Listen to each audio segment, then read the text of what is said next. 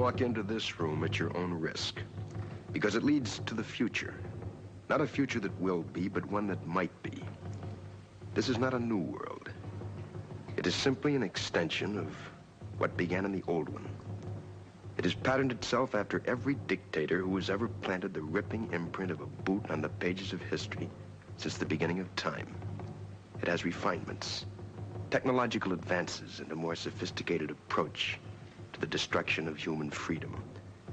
But like every one of the superstates that preceded it, it has one iron rule. Logic is an enemy and truth is a menace.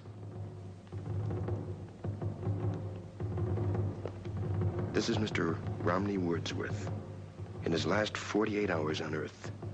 He's a citizen of the state, but will soon have to be eliminated because he is built out of flesh and because he has a mind.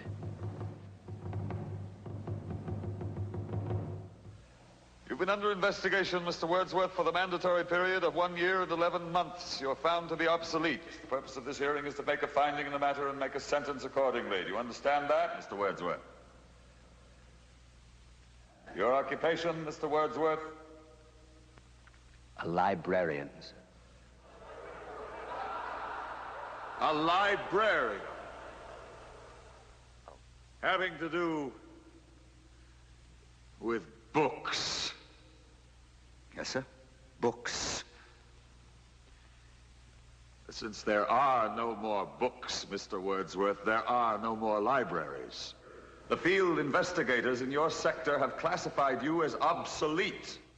Your rights are as follows, Mr. Wordsworth. You are to be liquidated within a period of 48 hours. You are obsolete, Mr. Wordsworth. A lie.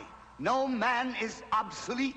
You have no function, Mr. Wordsworth. You're an anachronism, like a ghost from another time. I am nothing more than a reminder to you that you cannot destroy truth by burning pages. You're a bug, Mr. Wordsworth, a crawling insect, an ugly, misformed little creature who has no purpose here, no meaning.